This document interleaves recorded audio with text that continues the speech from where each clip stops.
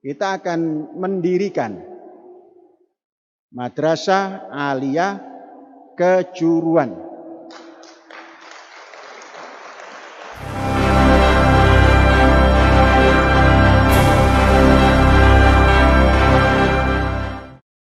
Assalamualaikum warahmatullahi wabarakatuh. Hadirin sekalian, alhamdulillah. Tahun 22 sudah hampir kita lalui 1 bulan. Sekarang sudah tanggal 21, tinggal 10 hari lagi. Di dalam bulan ini ada yang perlu disampaikan berkaitan dengan kependidikan. Yang pertama, dalam hal kependidikan, 1, akan kita selenggarakan pelatihan yang bekerja sama dengan Kementerian Kelautan dan Perhubungan, yang nanti penyelenggaranya adalah institut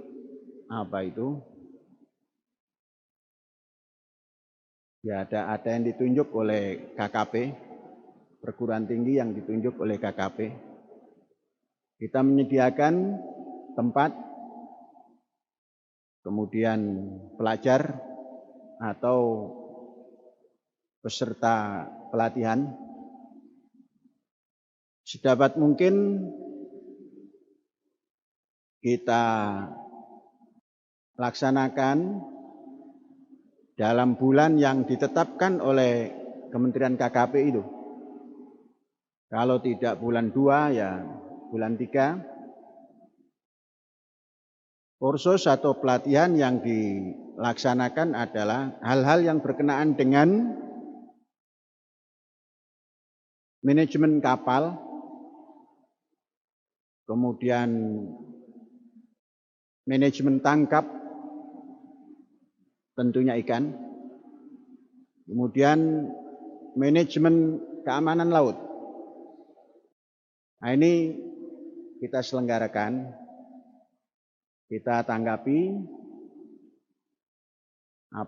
kerjasama yang diajukan oleh KKP tersebut. Kemudian yang kedua, pada beberapa hari yang lalu, Kepala Kantor Departemen Agama Kabupaten dan Kepala Kantor Wilayah Departemen Agama Jawa Barat telah berkunjung ke kampus kita dengan rombongannya, dan kita sepakati pada pertemuan itu kita akan mendirikan Madrasah Aliyah Kejuruan.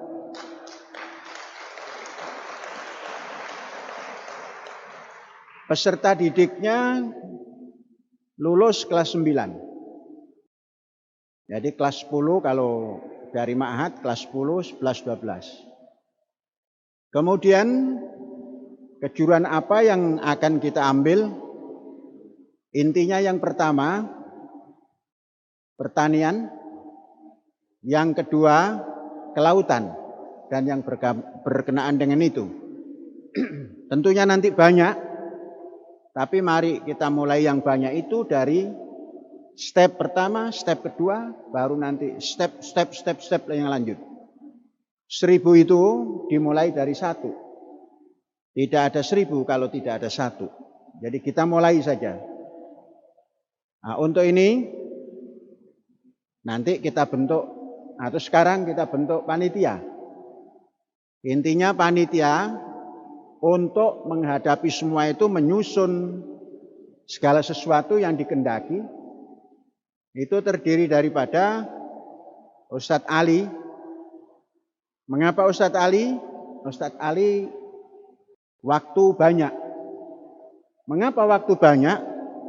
yang diurus adalah asrama. Sekarang kita libatkan mengurus pelatihan-pelatihan ini, perizinan khususnya. Dibantu oleh kepala sekolah aliyah, siapapun nanti orangnya. Kemudian dibantu oleh kepala sekolah sanawiyah. Dibantu oleh alumni, ikatan alumni.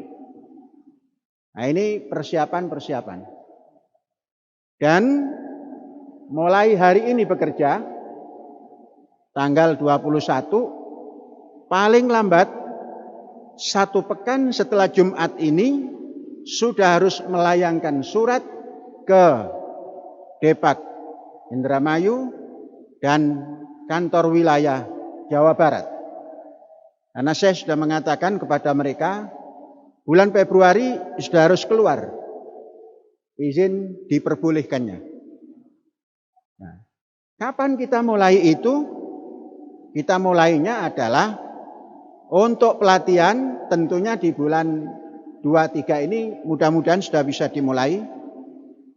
Tinggal nanti MOU dengan mereka di sana. Kalau untuk Madrasah Aliyah Kejuruan ini sedapat mungkin dan harus bisa dilaksanakan bulan Juli yang akan datang. Jadi kalau gelombang pertama kita membangun Madrasah Aliyah biasa, gelombang kedua kita membangun MAK. Nanti periode pertama ini, mudah-mudahan tidak sampai periode kedua, perguruan tinggi yang berkaitan dengan universitas itu sudah bisa berjalan dengan modal MAK ini. Nah, ini gelombang pembangunan kita. Gelombang pertama sudah 21 tahun, gelombang kedua 29 tahun, 28 tahun, masuklah nanti 7 periode pembangunan, lamanya 49 tahun, dan kita bertemu dengan 2050 Indonesia emas yang kita gali sendiri emas itu, bukan digali orang asing. Emas Indonesia harus digali sendiri, harus diciptakan sendiri. Jangan pernah mengharapkan orang asing bisa memberikan emas pada Indonesia. Yang ada emas kita diboyong ke negara mereka. Jadi menciptakan Indonesia emas tidak boleh main-main. Harus melalui pendidikan dan pendidikan. Nah, pendidikan semua ini harus ditopang ekonomi yang kuat. Alhamdulillah. Persiapan kapal berjalan terus mulus. Kayu sudah berdatangan dari 4.000 kubik yang terdiri daripada 1.600 batang, sudah masuk hampir 1.000 batang. Mana Pak Permono? Ada Pak Permono. Berapa batang yang masuk? Masih 900 yang belum masuk. Nah, alhamdulillah, kayunya tidak terlalu besar. Karena sekarang kayu di Indonesia sudah habis yang besar. Tinggal yang 90 sampai 1 meter diameternya. Alhamdulillah datang ke sini itu. Kayunya masuk. Dan sudah satu demi satu diantar ke tempat. Kita perlu menyiapkan tempat kayu, istana kayu. Supaya kayu tidak terendam air dan tidak kena panas. Maka di sana kita akan bangun gudang kayu dan prosesingnya. Tanah masih perlu diuruk karena masih empang-empang, tambak-tambak. Tanah uruknya sudah siap, tinggal mengangkat. Pustir kita yang 10 kita kerahkan semua. Tinggal menghitung 50.000 kubik dibagi 20. Berapa ribu itu? 20, 5.000, 2.500. 2.500 truk dibagi 10. 250 dibagi 10 lagi, 25 hari harus selesai. Nah, jadi kalau ngitung-ngitung gampang. Prakteknya harus lebih gampang daripada ngitung-ngitungnya. Satu. Kemudian yang selanjutnya kita dandan yang telah ada. Bangunan kita sudah umur 21 sampai 25 tahun. Pagar-pagar yang longsor kita dandani. Dan ini kita ambil dari luar. Pekerjanya kita ambil dari luar, penyelesaiannya dari luar. Mengapa? Gampang menimbangnya. Gampang menimbangnya. Mengukurnya gampang. Biayanya bisa diukur, waktunya bisa kita mau cepat-cepat. Mengapa kita tidak gunakan yang dari dalam? Dari dalam tenaganya sudah susah. Umur sudah banyak yang pensiun. Kerja sering meninggalkan pekerjaan. Belum selesai sudah ditinggal. Ada pekerjaan yang 2-3 tahun tidak selesai-selesai. Hanya sekedar selokan. Nah, saya ambil keputusan tidak boleh terjadi itu. Sekarang gerak cepat. Dalam tidak punya, kita ambil dari luar. Karena apa? Karena akan lebih cepat bisa kita capai. Jalan timur pun kita akan ambil tenaga dari luar. Mengapa seperti itu? Harus seperti itu. Karena kemampuan kita terbatas. Kerahkan semua ke masjid. Kalau masjid juga masih lamban-lamban, kita ambil dari luar pekerjanya. Yang lain pensiun saja sudah.